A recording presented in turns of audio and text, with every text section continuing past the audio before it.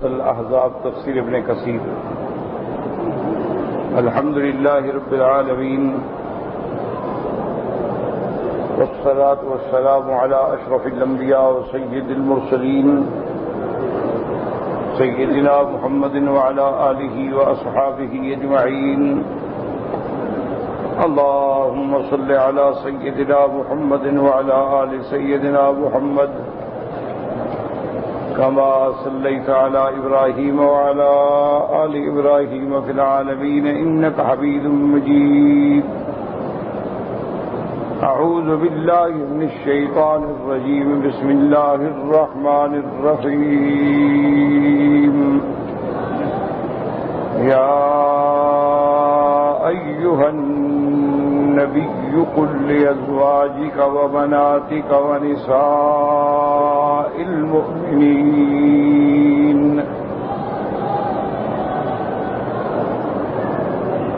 يدنين عليهن من جلابيبهن ذلك أدنى أن يعرفن فلا يؤذين وَكَانَ اللَّهُ غَفُورًا رَّحِيمًا۔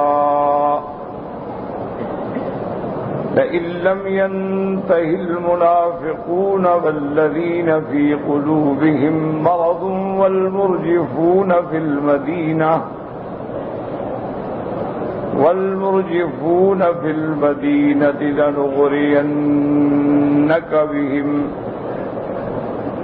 لنغرينك بهم ثم لا يجاورونك فيها إلا قليلا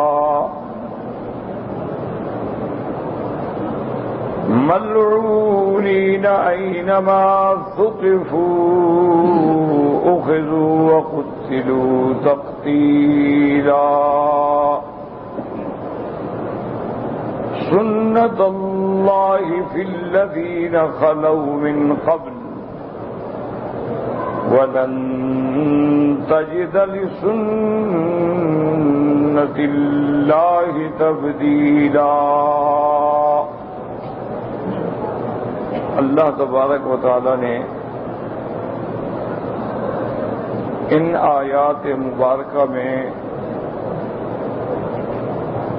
ایک تو مسئلہ ذکر فرمایا ہے ایذاء کا، جیسے کہ آپ پہلے پڑھ چکے ہیں کہ اللہ کے پیغمبر کو ایذاء پہنچانا ہر حال میں حرام ہے، ناجائز۔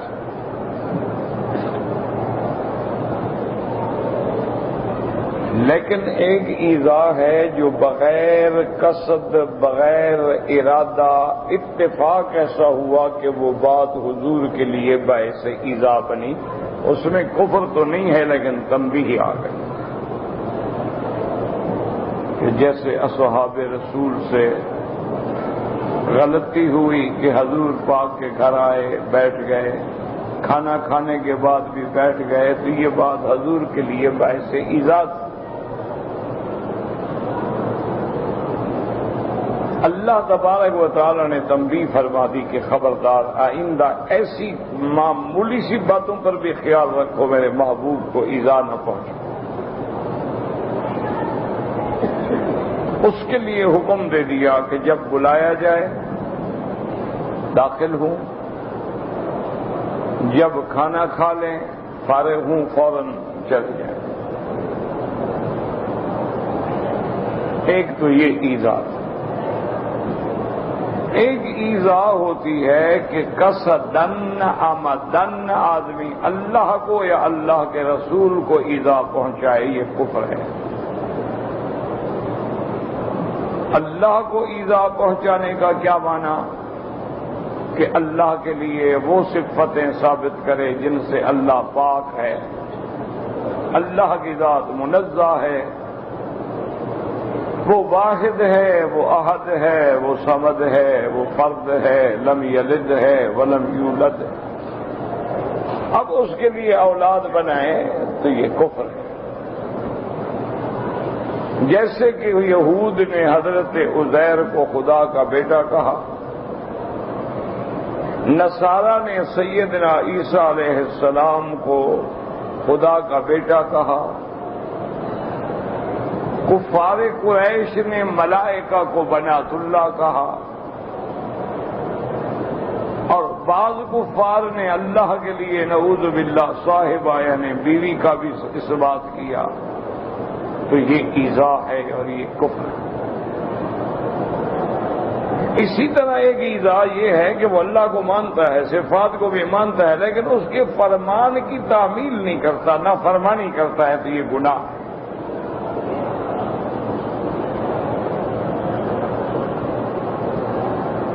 اللہ نے جن چیزوں کا حکم دیا ہے وہ سر انجام نہیں دیتا، کفر تو نہیں لیکن بہت بڑا گناہ ہے۔ اللہ نے جن چیزوں سے روکا ہے ارتکاب کرتا ہے، اللہ نے فرمایا زنا حرام ہے، سود حرام ہے، غیبت حرام ہے، وہ کرتا ہے، منع وہ گناہ کبیرہ کا مرتکب، تو یہ بھی ایذا۔ اسی طرح حضور صلی اللہ علیہ وسلم کو قصداً ایذا پہنچائے، جیسے آپ کی اہلیہ پہ بہتان باندھا، یا جیسے بی بی صفیہ کے نکاح کے بارے میں حضور صلی اللہ علیہ وسلم کی شان کے خلاف باتیں کی، تو یہ باتیں جو ہیں یہ بھی کفر ہے، یا توبہ کرے لوٹ آئے ورنہ پھر کافر ہو جائے، یہ بھی ایذا۔ تو یہ احکام آپ پڑھ چکے۔ دوسرا حکم آیا تھا پردے کے بارے میں،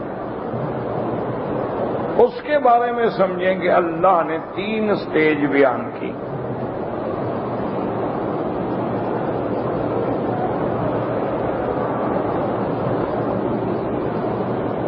پہلی سٹیج کیا تھی کہ وقرن فی بیوتکن، اللہ نے عورتوں کو حکم دیا کہ اپنے گھروں میں قرار پکڑو، باہر نہ نکلو، تمہارا گھر تمہارے لیے 4 دیواری حفاظت کا ذریعہ رہے، تمہاری جان مال آبرو عزت محفوظ ہے، بس گھروں میں رہو۔ حتیٰ کہ آپ دیکھیں کہ نماز بڑی اہم العبادات ہے، اور خاص طور پہ پھر مقام مدینہ منورہ کا ہو اور امام محمد مصطفیٰ ہو صلی اللہ علیہ وسلم، کون مومن ہے جو یہ نہیں چاہے گا مجھے حضور کے پیچھے نماز پڑھنے کا موقع ملے؟ لیکن وہاں بھی حضور نے فرمایا کہ بیوتکن خیر لکن، عورتوں کے لیے گھر میں نماز پڑھنا افضل ہے۔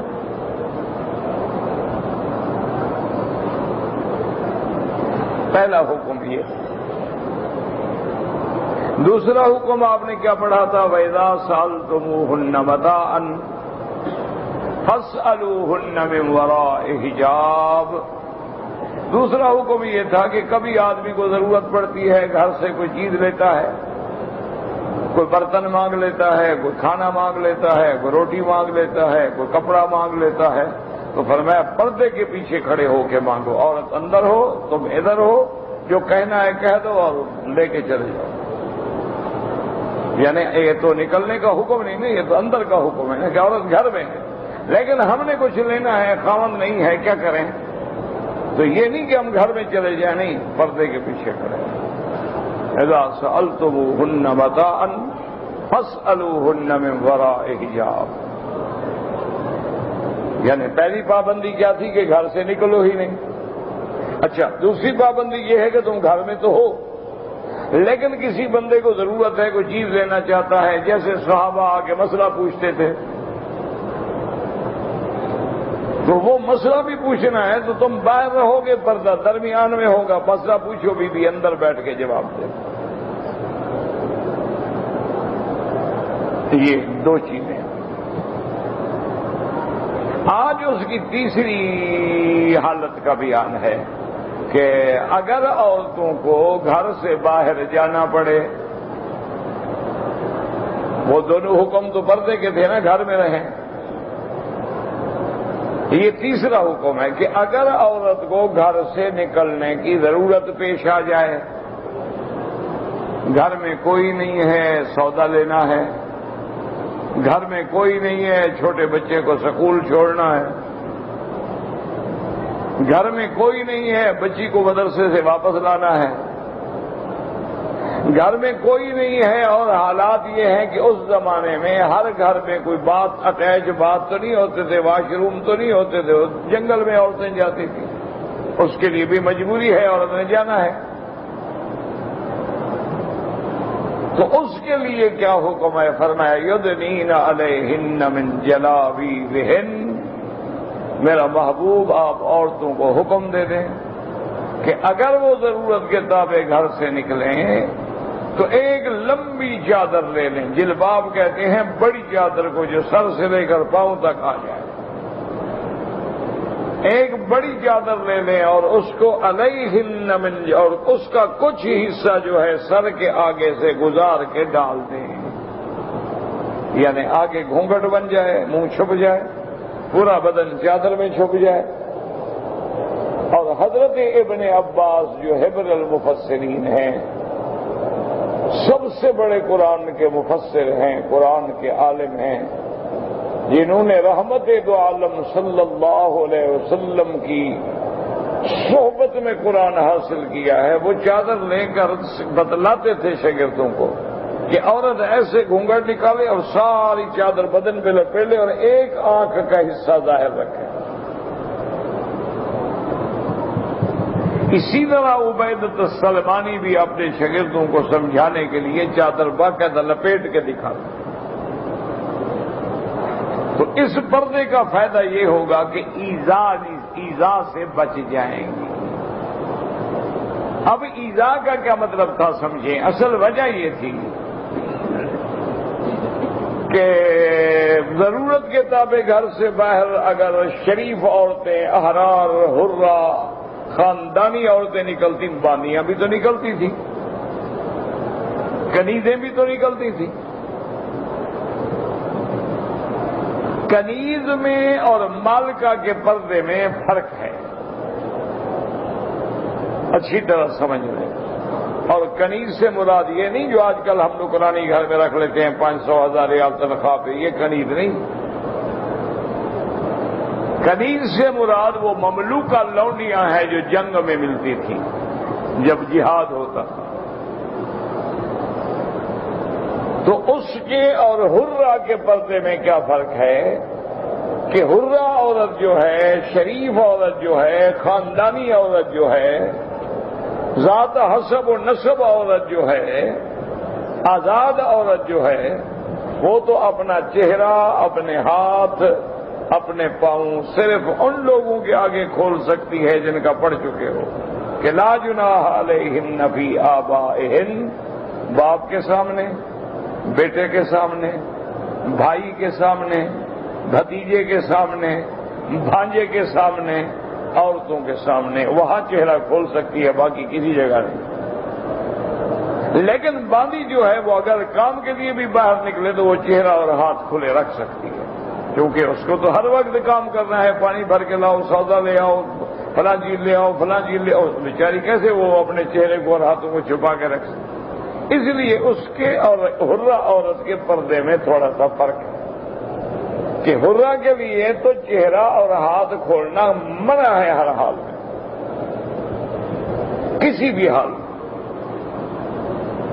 اور افسوس وہ لگتا ہے کہ ایک جاہل آدمی یا موجودہ سوسائٹی کا مارا ہوا انسان یا جدید تعلیم کے زہریلے انجیکشن لیا ہوا بندہ، وہ تو اگر اسلام کے خلاف باتیں کرے تو دکھ نہیں ہوتا، کیونکہ اس بیچارے نے اسلام سمجھا ہی نہیں، اس غریب نے اسلام پڑھا ہی نہیں، وہ پیدا ہوا تو گھر میں جو آیا رکھی گئی وہ انگریز تھی، ذرا چلنے لگا تو جیسے نرسری اسکول میں آیا وہ انگریزی کا اسکول تھا اور مشنری کا سکول تھا، اس سے ذرا بڑا ہوا تو وہ جناب پھر آکسفورڈ اور ہارورڈ اور ان یونیورسٹیوں میں چلا گیا جو کفر کی آبا جگہ ہیں۔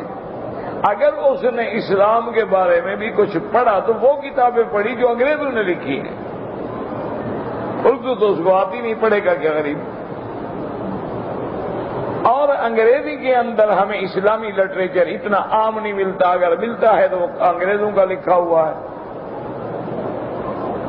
کچھ لوگوں نے کتابیں لکھی ہیں لیکن وہ بہت کم میں ہر بندے تک نہیں پہنچ سکتی. اور پھر اس کا صبح و شام مکالمہ ہے، مدرسے میں جانا ہے، اس کے کلاس فیلو ہیں، کولیگ ہیں، مخلوط تعلیم ہے، مرد عورت اکٹھے ہیں، آگے جو پڑھانے والے ہیں پروفیسر ہیں وہ بھی سارے کے سارے کافر ہیں. وہ غریب کیا کرے گا؟ وہ تو اگر کوئی ایسی بات کرے تو اس کے لیے تو دعا کریں اللہ ہدایت دے. لیکن دکھ تو یہ ہے نا کہ ایک آدمی اپنے آپ کو اسلام کا اسکالر کہے، اسلام کا دائی کہے اور اسلام کا اتنا بڑا اپنے آپ کو ستون اور عمود سمجھے، اور ہم بھی ان کو اسلامی کوثروں میں بٹھا دیں اور وہ یہ کہے کہ بھئی چہرے کا پردہ کیا بلکہ بالوں کو چھپانا بھی ضروری نہیں ہے، تو پھر اللہ حافظ ہے اور کیا کہہ سکتے ہیں. انا للہ و انا الیہ راجعون. کہ کفر کعبہ میں خزت کجا مانت مسلمانی، اگر کعبے کے اندر بھی آگے ہم کفر کریں تو پھر اسلام کہاں ملے گا؟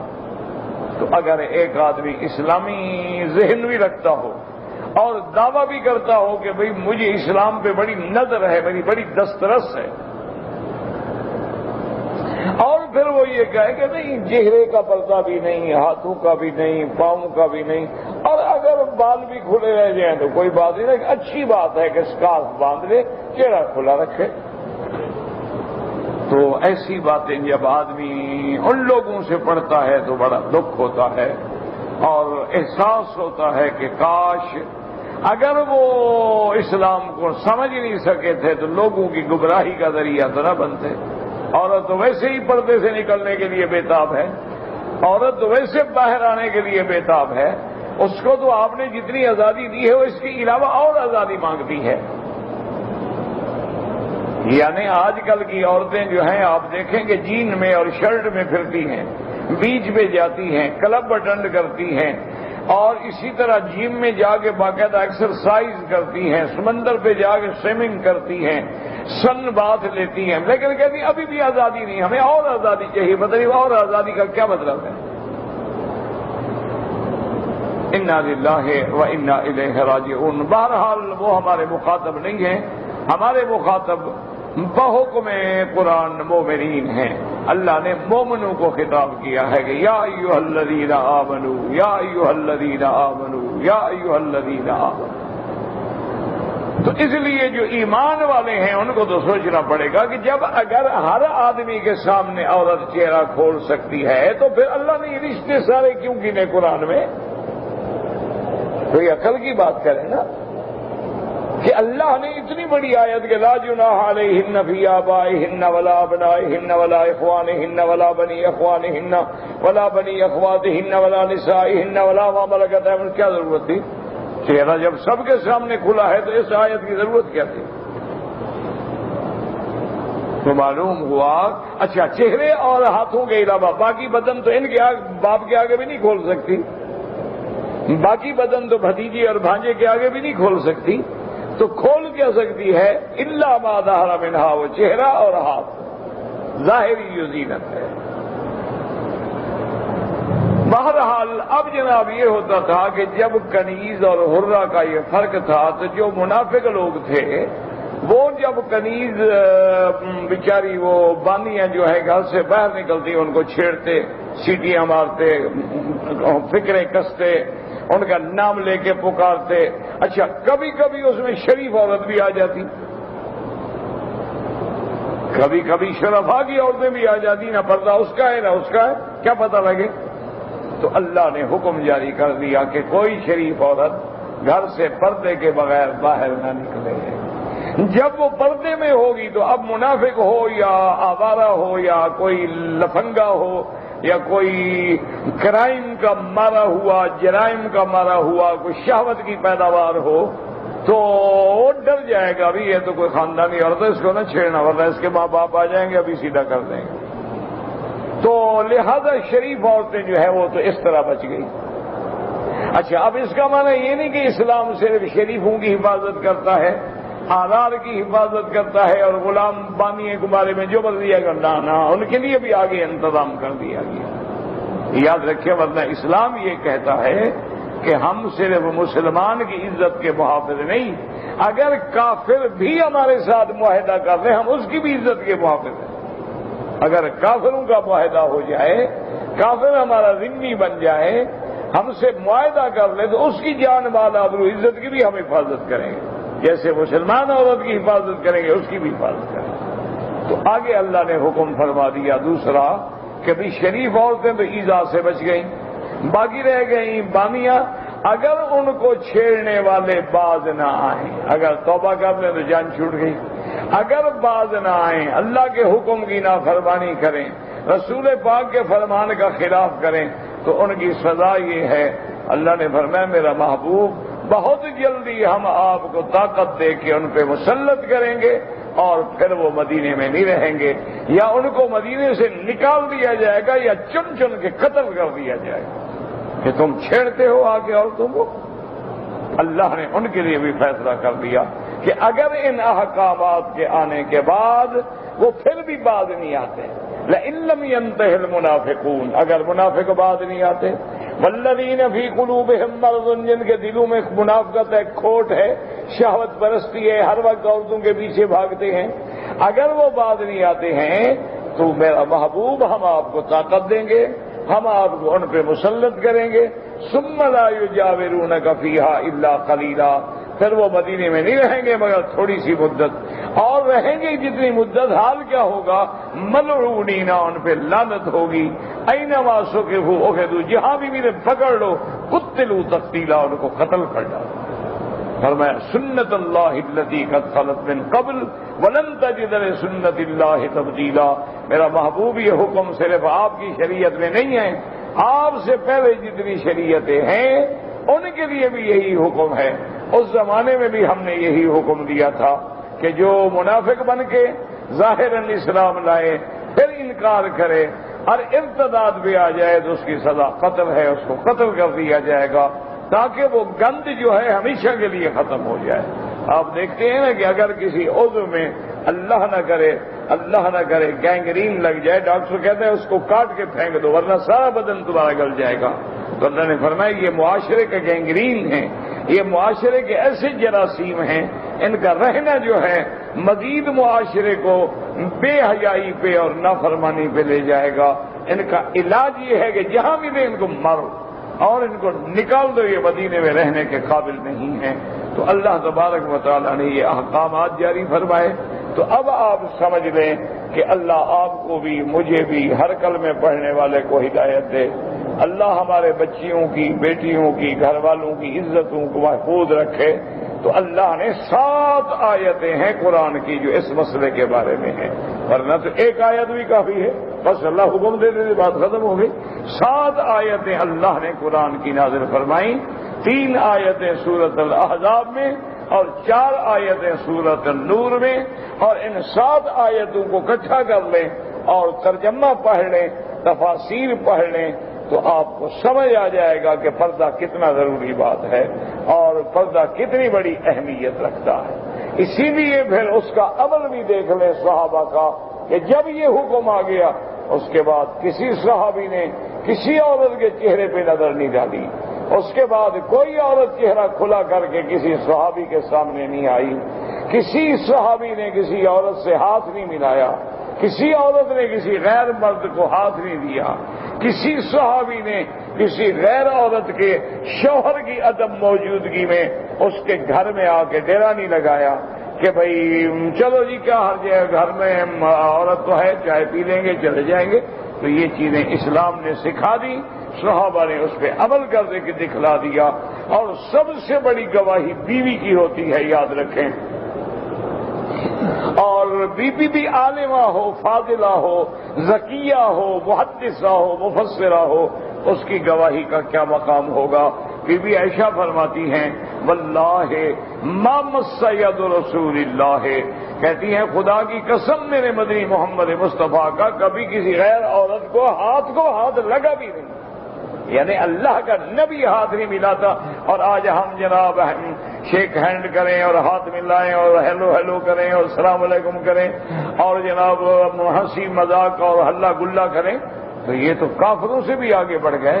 یہ تو کافروں کی تہذیب سے بھی آگے نکل گئے. بسنت منائی جا رہی ہے اور عورتوں نے جناب اپنے چہرے پہ پتنگ کے نشان بنائے ہوئے ہیں, کبھی کرکٹ ہو رہی ہے بلے کے نشان بنائے ہوئے ہیں, اور عورتیں جناب بڑھ بڑھ کے داد لے رہی ہیں, اچھل اچھل کے کود کود کے غیر مردوں کے لیے نعرے لگا رہی ہیں. اس قسم کا لعنتی معاشرہ اسلام نہیں گوارا کر سکتا. باقی آپ کی مرضی ہے, آپ جانیں, آپ کا کام جانیں. اللہ نے تو حکم دے دیا, ضروری تو نہیں ہے کہ سب نے نبی کی بات مان لی. حضور پاک جب تشریف لائے تو سب مسلمان ہو گئے. آج میری بات آپ سب مان لیں گے, لیکن قرآن کی نظروں میں یہ معاشرہ لعنتی ہے, یہ عورت لعنتی ہے, مرد دیوس اور بغیرت. باقی تمہاری مرضی ہے, جو چاہو کرو. بازار میں لے جاؤ عورت کو, یا نکر پہنا کے سڑک پہ دوڑاؤ, تم جانو, تمہارا کام جانو. اللہ کہتا ہے ملعونین, یہ لعنتی. اللہ کہتا ہے لعنہم اللہ فی الدنیا والآخرہ, ان پہ دنیا میں بھی اللہ کی لعنت ہے, آخرت میں بھی اللہ کی لعنت. باقی تم جانو, تمہارا کام جانے. اگر مسلمان ہو تو تمہارا ضمیر چونکنا چاہیے. اگر مسلمان ہو تو تمہارے دماغ کو ہلنا چاہیے اور اپنے گھر پہ عزت کا خیال رکھو. اور اگر تم ایمان سے نکل گئے ہو تو پھر مولوی مکی کے مخاطب ہی نہیں ہو. تم جانو, تمہارا کام جانو. قیامت میں کہہ دینا اللہ میاں ہم کو مسلمان تھے کہ تیری بات مانتے, ہم نے تو ہندوؤں کی بات ماننی تھی, وہی تلک لگانے تھے, وہی پھیرے پھرنے تھے, وہی ہم نے پتنگ اڑانے تھے, وہی پیلے کپڑے پہننے تھے, وہی رسم منگنی ادا کر کے مہندی والے کپڑے پہننے تھے, وہی مہندی لگانے کے لیے غیر مردوں کے ساتھ چھیڑخانی کرتے تھے کہ عورتیں اس پہ مہندی ڈال رہی ہیں, اس پہ ڈال رہی ہیں. یہ مسلمان ہیں؟ کس نے کہا ہے؟ اور یہی وہ وجہ ہے جو آج ہر جگہ اللہ کا عذاب آ گیا ہے.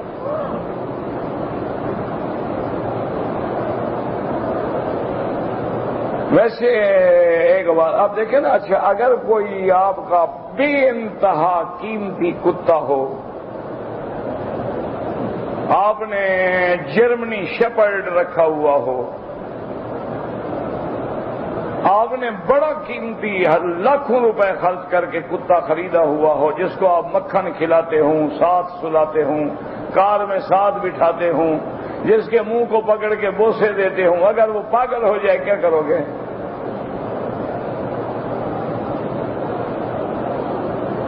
اگر وہ پاگل ہو جائے کتا, تو پاگل کا کاٹا ہوا تو بندہ بھی پاگل ہو جاتا ہے نا. اس لیے وہ ٹیکے لگانے پڑتے ہیں نا. اگر خدا نہ کھاتا ایسا کتا کسی کو کاٹ لے تو 7 ٹیکے لگتے ہیں, ٹیکے نہ لگے وہ بندہ پاگل ہو جاتا ہے. کتے کی طرح باقاعدہ پھر وہ بھونکتا ہے. تو اگر اتنا قیمتی کتا بھی پاگل ہو جائے, تمہیں کاٹنے پہ آ جائے, تو تم اس کو مارتے ہو, اور جب گھر کا معاشرہ پاگل ہو جائے, کاٹنے پہ آ جائے, اس کو ہاتھ پھیرو گے؟ کوئی عقل کی بات کرو. انا للہ و انا الیہ راجعون. اور یہ بھی میری بات یاد رکھ لیں, اب میں بھی آپ کے ساتھ برابر کا مجرم ہوں کہ ہم لوگوں نے اپنے جو گھروں کو چھوٹ دی ہوئی ہے نا, لڑکے ہیں, او جی کیا ہے, بچے ہیں جی آپس میں بیٹھے ہیں, دیکھا نا جی سارا دن بیچارے سکول میں رہتے ہیں, شام کو ان کے کلاس فیلو آتے ہیں, تھوڑا چھوٹا گپ شپ کر لیتے ہیں, وہ انٹرنیٹ پہ بیٹھ کے چھوٹی موٹی چیٹنگ ویٹنگ کر لیتے ہیں, اور گھر میں جناب بیٹی کے پاس بھی موبائل ہے, بیوی کے پاس بھی موبائل ہے. ذرا شام کو ان کے موبائل نمبر تو ذرا چیک کرو آج رات.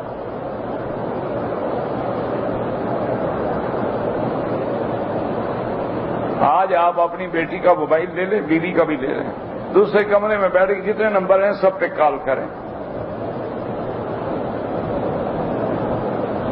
انشاءاللہ شیشہ سامنے آ جائے گا. پھر بعد میں نہ کہنا جب اچھی طرح آگ لگ جائے کہ خبر نہ ہوئی. آگ لگانے کا سامان تو تم نے خود دیا ہے ان کو, پھر کہو آگ نہ لگے. آج ہمت تو کرو نا ذرا. پہلے تو انشاءاللہ میری طرح منہ توڑ دے گی, مجال موبائل سے. اس کو پتا ہے کہ میرا گند سارا اندر بھرا ہوا ہے, کیسے دے دے. جتنی انہوں نے تصویریں رکھی ہوئی ذرا ان کو انٹرنیٹ پہ جا کے ڈاؤن لوڈ کر کے ذرا نکال کے دیکھو تو صحیح کس کس کی تصویریں ہیں. آج ہمت تو کرو، مسلمان بنو، ایک دن کے لیے، زیادہ نہیں، کل پھر ان کو پھر دے دینا.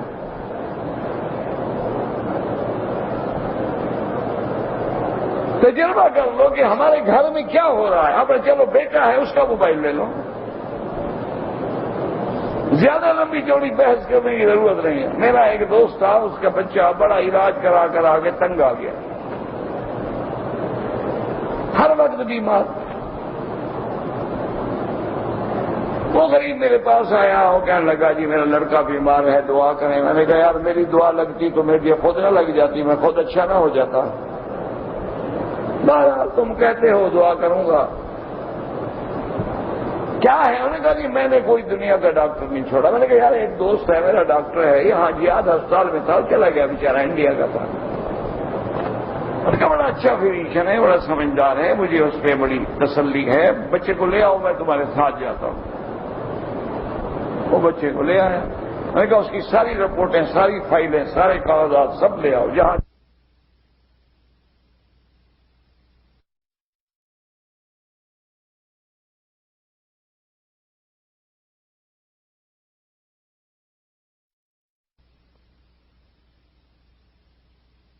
بولے تب بھی ماں باپ نہیں. انما اموالکم و اولادکم فتنہ، فتنہ ہے نا اولاد.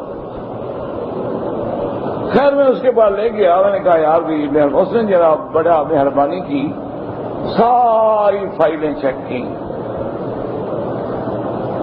اس نے کہا بھائی صاحب ان سے پوچھیے یہ کار پہ آئے ہیں یا پیدل آئے. میں نے کہا نہیں گاڑی پہ آئے ہیں، مجھے بھی اپنی گاڑی پہ لائے ہیں. انہوں نے کہا گاڑی پوچھو اس کی ہے یا اس کے بیٹے کی ہے. میں نے پوچھا، نے کہا گاڑی آپ کی ہے؟ اور دیکھ لیا نا بڑے لوگ ہیں. میں نے کہا نہیں گاڑی میرے بیٹے کی ہے. اس نے کہا بھائی صاحب آئیں ذرا باہر. کیا مطلب بھائی؟ انہوں نے کہا اس کی گاڑی دیکھنی ہے. میں نے کہا یہ بیمار ہے یار، گاڑی تو نہیں، تم ڈاکٹر ہو، تم کب سے ڈینٹل پینٹر بن گئے. اور نے کہا وکیل صاحب آپ میرے ساتھ تو آئیں.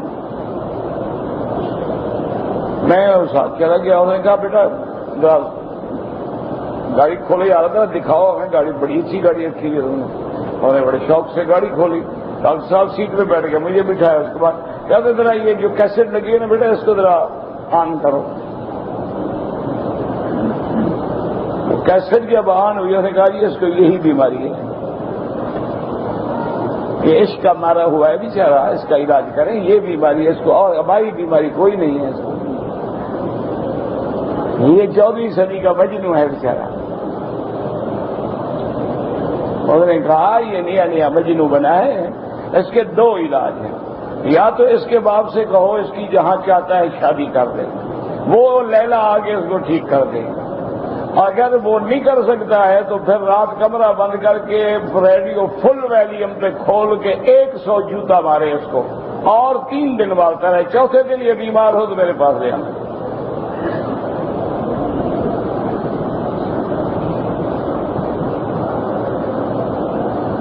وہ گھر لے کے چلا گیا. 8 دن کے بعد مجھے میں نے کہا کیا ہوا؟ کہتے جی وہ ٹھیک ہو گیا بچہ. وہ سمجھ گیا کہ اب باپ میرا راستے پہ آ گیا، پٹڑی پہ آ گیا، مجھے ٹھیک کر گیا. وہ خود ٹھیک ہو گیا.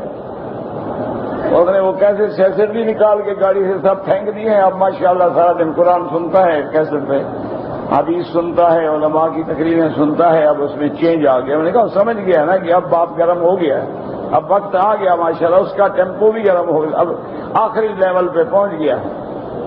تو میرا بھائی ذرا آج مہربانی کر کے ذرا گھر میں ہمت کر کے دیکھنا. پھر مجھے جو کل ویسے چھٹی ہے پرسوں مجھے بتا دینا کیا حال ہوا آپ کا، نہیں تو پھر اس کا علاج کریں گے. گھبراؤ نہیں، فکر نہ کرو، علاج بھی آتا ہے ہمیں ایسے بگڑے ٹکڑوں کا، 1 منٹ میں ٹھیک ہو جائیں.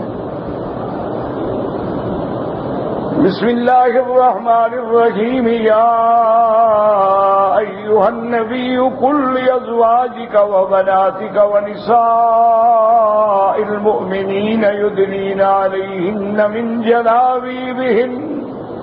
اللہ نے فرمایا کہ میرے نبی محمد مصطفیٰ صلی اللہ علیہ وسلم قل لازواجک، آپ اپنی بیویوں سے فرما دیں جو پاک بیویاں ہیں.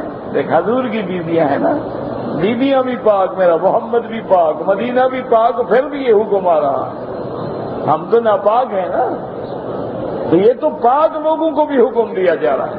یا ایھا النبی قل لازواجک وبناتک، اپنی بیویوں سے، اپنی بیٹیوں سے، وہ بیٹیاں جو جن کو اس قدر عظیم پردہ ہے میرے مدنی کی بیٹیوں کا کہ سیدہ فاطمہ الزہرا حضرت علی کو فرماتی تھی کہ میرا جنازہ رات میں ہو جائے، رات کو دفن کر دینا تاکہ میری میت پہ بھی کسی کی نظر نہ پڑے۔ یہ بیوی ہے فاطمہ، نام فاطمہ کا لیتے ہو اور کام کرتے ہو مونالیزا والا، نام فاطمہ کا لیتے ہو اور کپڑے پہنتے ہو فلم ایکٹرسوں والے، نام بی فاطمہ کا لیتے ہو اور کپڑے اور لباس اور میک اپ اور آنکھوں کے روزانہ لینز بدلتے ہو، کبھی آنکھیں نیلی ہو گئی، کبھی پیلی ہو گئی، کبھی بندر کی بن گئی، کبھی ریچھ کی بن گئی۔ انا للہ و انا الیہ راجعون۔ فرمایا وبناتک ونساء المؤمنین، ایمان والی عورتوں کو، میں نے کہا تھا یہ حکم مومنوں کے لیے، آپ مومن نہیں بنتے تو جھگڑا ہی نہیں آپ سے، آپ کو یہ مسئلہ سمجھانے کی ضرورت ہی نہیں ہے۔ یہ حکم کس کے لیے ہے؟ جو ایمان والی عورتیں ہیں، جو ایمان سے خالی ہیں، ہم ٹھیک ہے جو مرضی ہے کریں، اذا لم تستحی فاصنع ما شئت، جب حیا نہ رہے جو چاہو کرو، جب ایمان نہ ہو جو یہ نساء المؤمنین، ایمان والی عورتوں کے لیے حکم ہے۔ یدنین علیہن من جلابیبہن، اللہ پاک فرماتی ہیں کہ میرے محبوب مومنین عورتوں کو حکم دے دیں یدنین علیہن من جلابیبہن، جلباب کہتی ہیں وہ لمبی چادر جو دوپٹے کے اوپر سے لے کر سارے بدن پہ ڈال لیں، یعنی اپنے چہرے کو بھی چھپا لیں، اپنے سر کے اوپر سے لے کے چادر کو ایسے ڈال دیں کہ چہرہ چھپ جائے، ضرورت پڑے تو صرف ایک آنکھ ظاہر کر لیں تاکہ راستہ دیکھ سکیں۔ ذالک ادنیٰ ان یعرفن فلا یؤذین، اللہ نے فرمایا قریب ہے یہ بات کہ جب یہ بیویاں پردے سے چلیں گی تو ہر دیکھنے والے کو پتہ چلے گا یہ با پردہ عورت ہے، یہ با حیا عورت ہے، یہ پردے دار عورت ہے، یہ شریف عورت ہے، بھی اس کو نہ چھیڑیں ورنہ ہو سکتا ہے نقصان ہو۔ آپ حیران ہوں گے کہ سوئٹزرلینڈ میں 37,000 عورت نے کلمہ پڑھا، اسلام قبول کیا ہے، اور انہوں نے خود بیان دیا کہ جب سے ہم نے پردہ پہنا ہے اللہ کی شان ہے جو ہمیں سکون اور آرام ملا ہے ایسا زندگی میں کبھی نہیں ملا۔ اچھا ویسے بھی میڈیکل طور پر بھی آپ دیکھیں جو ہاتھ کھلا ہو اس کا جلد خراب ہوگی، جو چھپا ہو وہ خراب نہیں ہوتا۔ تو یہ جو باہر پھرتی ہیں نا میری بیٹیاں، ان کی سکن جل جاتی ہے، یہ تو میک اپ ہے نا، اگر ان کا میک اپ اتار دو نا تو آدمی رات کو دیکھ کے ڈر جائے کہ گھر میں ڈائن آ گئی کیا بلائے۔ یہ تو میک اپ کا کمال ہے نا۔ وہ ایک دفعہ اخبار میں پڑھ رہا تھا کہ ایک آدمی نے کہا کہ بیوٹی پارلر دکان کے باہر میں انتظار میں کھڑا تھا کہ کوئی بن سنور کے نکلے تو میں اس کا پیچھا کروں، تو اس نے کہا جناب ایک ایسی عورت نکلی اس کے چہرہ اور اس کی آنکھیں اور بال اور سارے میچنگ، یعنی بالوں کا رنگ بھی اور آنکھوں کی لینز بھی اور اس کے پلکوں کا رنگ بھی اور سب چیز بالکل میچ کر رہی تھی۔ کہتے ہیں میں پیچھے لگ پڑا اس کی کار کہیں دور کھڑی ہوئی تھی، میں پیچھے جاتے جاتے جاتے جب وہ کار کے پہنچی تو میں نے سیٹی ماری اور روک گئی اور کہا ادھر آؤ۔ جب قریب گیا تو میری ماں تھی اور کہا اچھی طرح مجھے دیکھ لو بیٹا، میرے پیچھے لگے ہوئے ہیں۔ اور دیکھا میں حیران ہو گیا کہ میری ماں تو بوڑھی ہے، بتائیے آج تو جوان ہو کے نکل رہی ہے بیوٹی پارلر سے۔ تو اسے بھی بلا لیا سمجھ، تو وہ تو پہلے دیکھ چکی تھی نا کہ حضرت پیچھے آ رہے ہیں، میرا آپ نے پیدا کردہ میرے پیچھے آ رہا ہے۔ انا للہ و انا الیہ راجعون۔ تو یاد رکھیے اللہ نے جس چیز کو چھپایا ہے اس چھپانے میں حکمت ہے۔ اچھا اسی لیے دیکھیں نا کہ بعض پھل جو ہیں وہ چھپائے نہیں جاتے، ان کے لیے بھی حکم ہے کہ اس کو جب تک دھو نہیں بالکل نہ کھاؤ۔ اچھا بعض پھل ایسے ہیں کہ جن کو اللہ نے اوپر پردہ جیسے خربوزہ کاٹو گے اندر گودا نہیں، اب گودے کو تو نہیں دھونا پڑے گا نا، کہ اس کو قدرت نے خود پردہ چڑھایا ہوا ہے، وہ خود پردے میں آ گیا، محفوظ ہے، اس کو دھونے کی ضرورت نہیں ہے۔ انار ہے، اوپر دیکھو کیسی مضبوط اس کی کھلڑی ہے، پھر اندر دیکھو کیسے اللہ نے اس کے لیے نظام بنایا ہے، ایک ایک پردے میں لپٹا ہوا دانی، اس کو تو حکم نہیں کہ پہلے دھو پھر کھاؤ۔ لیکن اگر سیب ہے، اگر انگور ہے تو لازمی بات ہے اس کو مٹی پڑی ہوگی، ہوا لگی ہوگی، دوا سپرے کیا ہوگا، وہ پڑا ہوگا بھی، اس کو جب تک دھو نہ لو بالکل نہ کھاؤ۔ تو اسی طرح یاد رکھیں یہ جو عورتیں بغیر کپڑوں کے پھرتی ہیں نا، یہ بھی چوسا ہوا آم ہے، یہ بے لذت گٹھلیاں ہیں، یہ عورتیں نہیں ہیں، چلتی پھرتی بدنامی کی لاشیں ہیں۔ کون کہتا ہے یہ عورتیں؟ عورت تو کہتے اس کو ہے جس کو چھپایا جائے، عورت عربی کا لفظ ہے۔ عورت الرجل مرد کے چھپانے کی جگہ کیا ہے؟ من السرۃ الی الرکبۃ وعورۃ المرأۃ من الراس الی الرجل۔ عورہ عربی کا لفظ ہے، اردو کا لفظ نہیں ہے، یاد رکھو۔ عورہ کا معنی وہ چیز جس کا ستر ضروری ہے، چھپانا ضروری ہے۔ اس لیے فرمایا وَنِسَاءِ الْمُؤْمِنِينَ يُدْنِينَ عَلَيْهِنَّ مِنْ جَلَابِيبِهِنَّ ذَلِكَ أَدْنَىٰ أَن يُعْرَفْنَ فَلَا يُؤْذَيْنَ وَكَانَ اللَّهُ غَفُورًا رَّحِيمًا۔ اللہ نے فرمایا جو پہلے غلطی ہو چکی ہے یا میرے حکم کے آنے کے بعد بھی اگر کوئی چھوٹی موٹی غلطی بغیر ارادے کے تو اللہ بخشنے والے ہیں، مہربان ہیں۔ لَئِن لَّمْ يَنْتَهِ الْمُنَافِقُونَ وَالَّذِينَ فِي قُلُوبِهِم مَّرَضٌ، اللہ تبارک و تعالیٰ نے فرمایا کہ اگر یہ منافق لوگ باز نہ آئیں، والذین فی قلوبہم مرض، یا وہ لوگ جن کے دلوں کے اندر روگ ہے، کیا معنی؟ زانی ہے، لوفر ہے، آوارہ ہے، لفنگا ہے، شہدا ہے، بازار میں پھرنے والا، شہوت کا مارا ہوا پاگل، اگر ایسے لوگ ہیں، فرمایا والمرجفون فی المدینۃ، اور مدینے میں غلط افواہیں پھیلانے والے، مرجفون غلط افواہ۔ منافق کیا کرتے تھے؟ مسلمانوں کو آگے کہہ دیتے تھے او فلاں قبیلہ جو ہے نا وہ بہت جلدی مدینے پہ حملہ کرنے والا ہے اور بڑی طاقت ہے، آئیں گے تم کو مٹا ڈالیں گے۔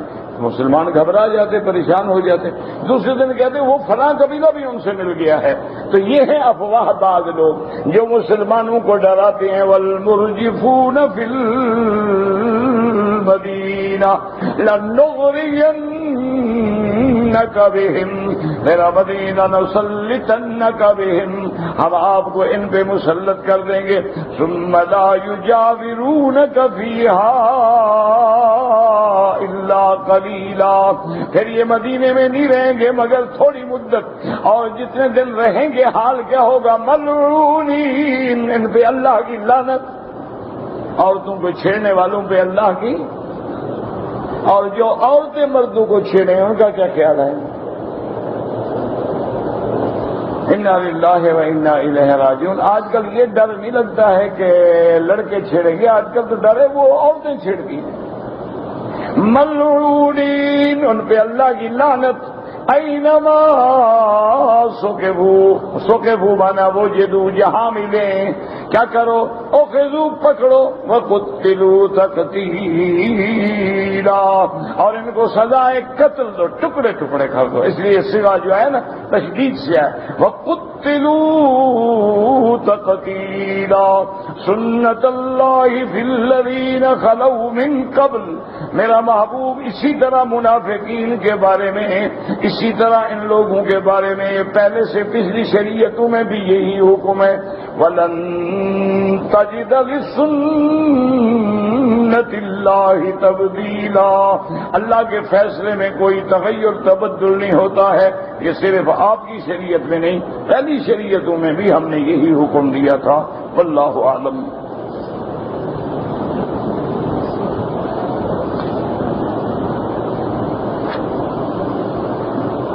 کہتے جی کہ ایک حدیث میں ہے کہ دنیا میں جنت کے 4 پہاڑ ہیں، تو وہ حدیث پڑھ لو، اس میں لکھا ہوگا۔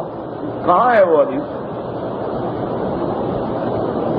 یہ تو روایات ہے کتب متقدمہ کا کہ جبل ابی قبیس ہے اور جبل طور ہے اور جبل لبنان ہے اور جبل زیتا ہے، یہ کوئی صحیح حدیث تو نہیں ہے۔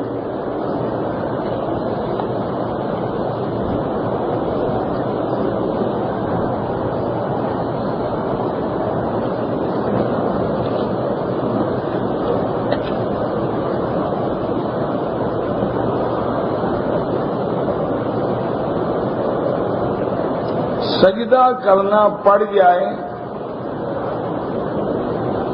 تو سجدہ صاف کرے، اگر غلطی ہوئی جو واجب چھوٹ گیا سجدہ صاف کرے۔ سجدہ صاف کرنے کے بعد احناف کا طریقہ یہ ہے کہ اشہد ان لا الہ اشہد ان محمد عبدہ ورسولہ کہہ کے سلام پھیر کے سجدہ صاف کرے، پھر التحیات پڑھے۔ اور باقی ائمہ کے نزدیک یہ ہے کہ سجدہ صاف کر کے پھر سلام پھیر دے۔ دونوں حدیث میں ثابت ہیں، کوئی جھگڑے کی بات نہیں۔ مینا میں رہنا جو ہے وہ احناف کے نزدیک سنت ہے اور باقی ائمہ کے نزدیک واجب ہے۔ رات کب سے شروع ہوتی ہے؟ اسلام کی رات تو مغرب کے بعد شروع ہوتی ہے، انگریز کی 12 بجے سے۔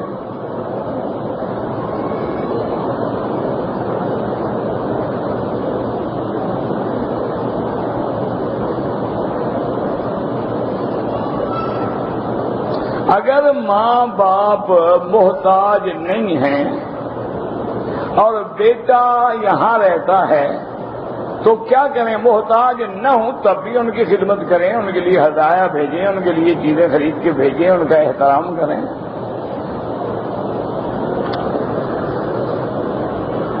اگر کسی نے طواف کیا ہے، مغرب کی اذان ہو گئی، 2 رکعت واجب الطواف پڑھ لیے نماز سے پہلے، کوئی حرج نہیں، بالکل جائز ہے۔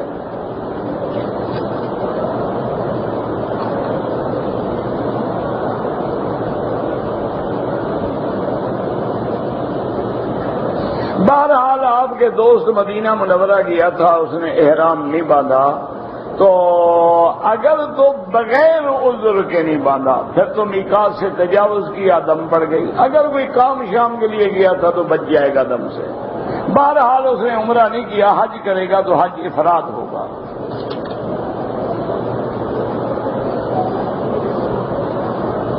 میں اپنی بیوی کو حج کرانا چاہتا ہوں تو کیا کسی غیر مرد کے ساتھ آ سکتی ہے؟ بالکل نہیں آ سکتی ہے، بالکل حرام۔ بوڑھے آدمی کے ساتھ آ سکتی ہے، بوڑھے کے ساتھ بھی نہیں آ سکتی۔ اگر عورت جوان ہے تو بوڑھے کے ساتھ بھی نہیں آ سکتی۔ آپ کو کس نے کہا ہے کہ بوڑھے فرشتے ہوتے ہیں؟ یہ ہمارے بھی استاد ہیں، ان سے زیادہ ڈرا کرو، یہ تجربے کار ہیں پرانے۔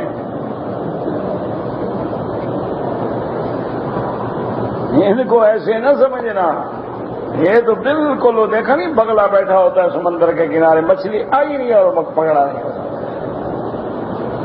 یہ بوڑھوں سے زیادہ ڈرا کرو۔ آج کل کے نوجوان تو انٹرنیٹ دیکھ کے ختم ہو گئے ہیں، بوڑھوں کا زیادہ فکر کرو۔ نوجوانوں کو تو ٹیلی ویژن کھا گیا نا، وہ تو جوان رہے نہیں نا، جب سے ٹیلی ویژن گھر میں آیا برباد ہو گئے۔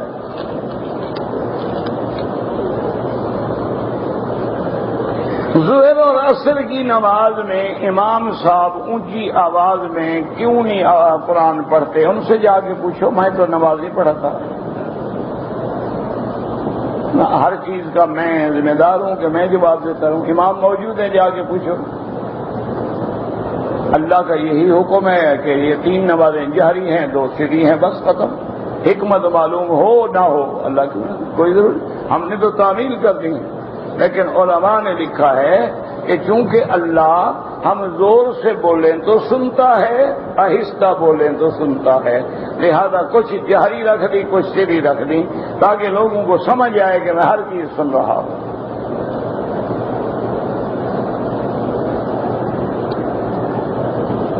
اگر کسی آدمی کے لیے ہم نے شوال میں عمرہ کیا تو قربانی واجب ہو جائے گی۔ کیوں واجب ہو جائے گی؟ ایک ہم نے عمرہ کیا، دوسری سزا ہم پر ہے کہ ہم قربانی کریں۔ اچھی بات ہے بھائی، کوئی واجب نہیں ہوتی جناب، پتہ نہیں لوگ مسئلے گھڑتے کیسے ہیں، خدا جانے رات کو کوئی مشین ہے ان کے پاس کیا ہے۔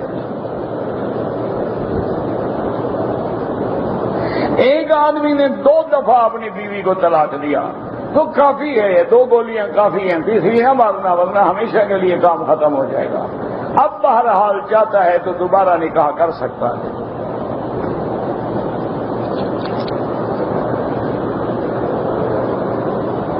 ہمارے ہاں رواج ہے کہ بچوں کو گھر میں بلاتے ہیں، درود پڑھاتے ہیں، ختم کرواتے، سب بدعت ہے، یہ بالکل بدعت ہے۔ اگر آپ نے گھر میں درود پڑھنا اپنے گھر والوں کو جمع کرو، بٹھاؤ، کہو درود پڑھو، یہ کرائے پہ پڑھوانے کا کیا منع ہے؟ تم مسلمان نہیں ہو، تمہیں درود شریف بھی نہیں آتا، تمہیں فاتحہ بھی نہیں آتی، قرآن بھی نہیں آتا، گھر میں بیٹھو، بیٹیوں کو بٹھاؤ، بیوی کو بٹھاؤ، سارے عزیزوں کو بٹھاؤ، رشتہ داروں کو بٹھاؤ، جی قرآن پڑھو، درود شریف پڑھو، اور پھر کسی کو کھانا وانا نہ کھلانا، ورنہ وہ کھانے کے لیے پڑھیں گے، اللہ کے لیے نہیں پڑھیں گے۔ تم ایسا کرو، ایک دفعہ کسی مولوی کو بلاؤ، اس کو کہو جی آج ہمارے گھر میں ختم شریف ہے اور ہم نے قرآن شریف ختم کرانا ہے اور پورا ختم کرانا ہے، مہربانی کریں آپ طلباء کو بھی لے آئیں اور آپ بھی آ جائیں، 3 پارے ہو جائیں گے تو 20 آدمی پڑھ لیں گے، 10 آدمی پڑھ لیں گے۔ جب وہ پڑھ لیں گے دعا کریں، اچھا جی السلام علیکم، اور سب گھر جائیں، مجال ہے آئندہ تمہارے گھر آئے۔ انشاءاللہ جمعہ کے دن اعلان بھی کرے گا کہ یہ بندہ جو ہے نا معلوم ہوتا ہے اندر سے قادیانی ہے۔ روٹی نہ دو پھر پڑھے مولوی، پتہ لگے کہ اللہ کے لیے پڑھ رہا ہے۔ تجربہ تو کرو نا اس دفعہ جا کے اپنے ملک میں، مولویوں کو بلاؤ، 2-3 دفعہ ختم شریف پڑھاؤ، کھانا بالکل نہ دو، نہ کھانا، نہ پانی، نہ چائے، کہو حضرت قرآن پڑھنا ہے نا، ابھی پانی کی کیا ضرورت ہے، ختم کرنے کے بعد خدمت کریں گے۔ جب پڑھنے کے حضرت آپ اللہ کے لیے پڑھنے آئے تھے بولا روٹی کے لیے آئے تھے، دعا کریں جائیں، دفعہ ہوں، راستہ دیکھا ہوا ہے آپ نے۔ اگر دوبارہ وہ آ جائے نا، جو مرضی آئے، تمہیں اجازت ہے مجھے گالیاں دینا، اور نہ آئے تو سمجھو کہ یہ رواج ہے، یہ پیٹ کا بہانہ ہے، مسئلہ کوئی نہیں۔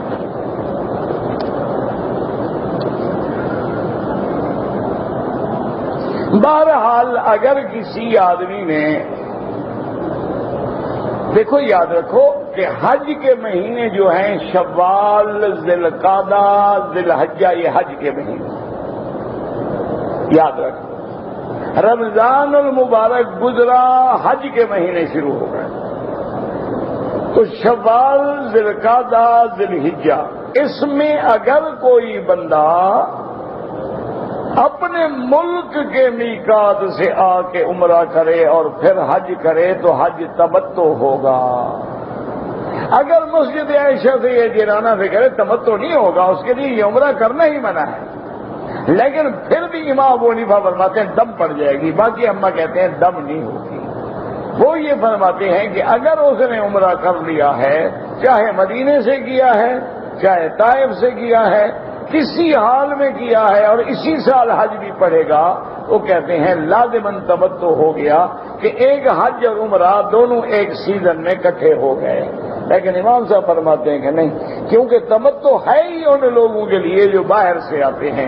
ذالک لمن لم یکن اہلہ حاضر المسجد الحرام، اللہ نے قرآن میں فرمایا ہے کہ تمتع وہ کریں جو باہر رہنے والے ہیں، جو مکے کے اندر یا میقات کے اندر رہنے والے لوگ ہیں، ان کا حج افراد ہے، ان کا حج تمتع بھی نہیں ہوتا، قران بھی نہیں ہوتا۔